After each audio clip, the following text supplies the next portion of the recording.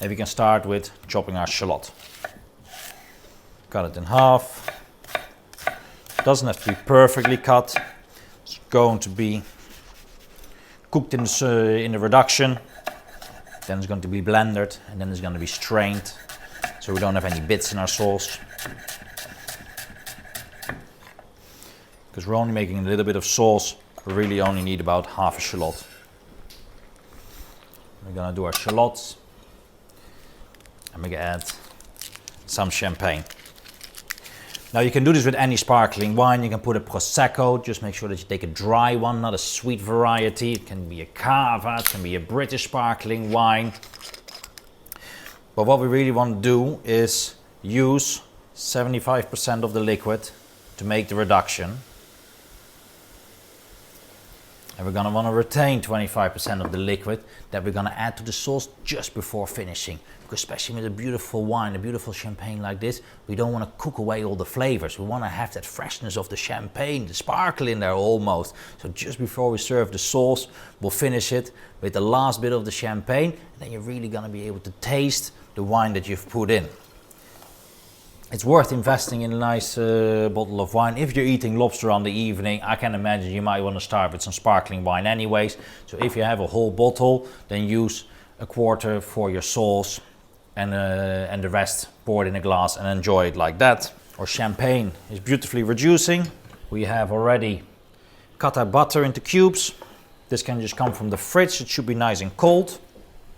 And once our reduction is reduced enough, we're going to add little cubes of butter at a time and with a handheld blender foam that up. We're going to make an emulsion of the champagne, the shallots and the lovely butter. We're going to finish that with a squeeze of lemon, a little bit of salt, and then we'll just leave it in a warm place. And then just before serving, we're going to pour that little bit of champagne in it and going to have that beautiful sparkle and the beautiful fresh crisp flavor of that lovely champagne in our sauce. Our champagne is reduced beautifully and we're going to be adding little lumps of butter. We're going to take a handheld blender and add small bits at a time. We're going to hold it at an angle, add the butter, slowly emulsify the liquid with the butter. Might get a little bit splashy in the beginning because there's not so much liquid. If you use a smaller sauce pot, it will be quite easy. Sizing of the pot is quite important. So we'll add our cubes of butter and slowly incorporate the butter into the liquid. With gentle pushes of the button. We'll try to avoid too much splash and too much of the onions coming out, too much of the liquid. But you see it's already getting nice and foamy. Add a touch more. We want to keep the fire on a low, but we want to keep some heat in there because we're adding cold pieces of butter. The sauce can't cool down too much. It needs to remain at a temperature of between, let's say, 70 and 90 degrees. We don't want the sauce to be boiling. It could separate the liquids from the fat. And the magic from the sauce is in the emulsion. We need to make sure that that wine with the shallots is emulsified with that beautiful butter.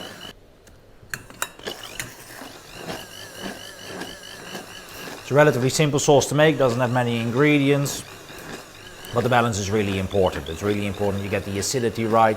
That's why we're going to add a little bit of lemon juice in a bit as well, because the richness of the butter does need a bit of acidity to get balanced. A good pinch of salt, very important to bring those beautiful flavors up.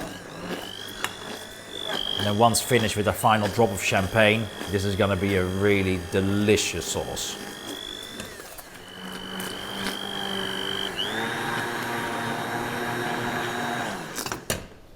And that is that. We'll turn off the heat and let the sauce sit there until the final moments when it's ready for finishing. We will want to put our squeeze of lemon and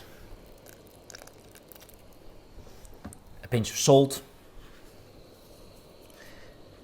And we're going to have a quick taste just to make sure that we got it right.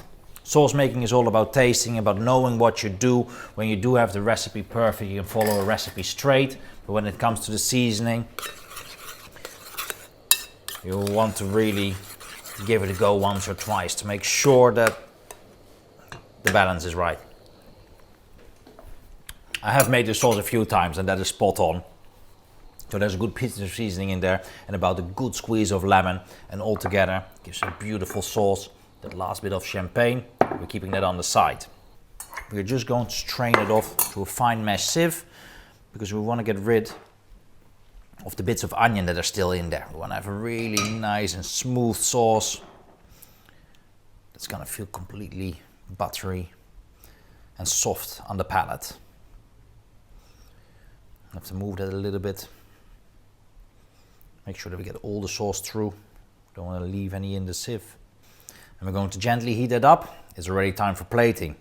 Now this dish is all about the sauce. As so many dishes, it's always about the sauce, but this dish is really about the sauce. So we're going to use a deep plate because the thought behind it is that all the ingredients, they sit real nicely in the sauce. Then when you eat it, it's going to be really delicious. You can have that spoon, you can take all that sauce with the lobster and then that little samphire that is going to bring the crunch all together. It's going to be so delicious. So our warm butter sauce is ready for the finishing. We're going to put that last drop of champagne in, and then with your hand blender foam it up nicely until you have nice bubbles forming on the top. We're going to want to put spoon from the top where the sauce is the lightest, where we incorporated all that air, and we're going to fill up the bowl. Not fill it up, but we're going to give sauce. This sauce is delicious, is what makes the dish. So we're going to tie all these individual flavors together.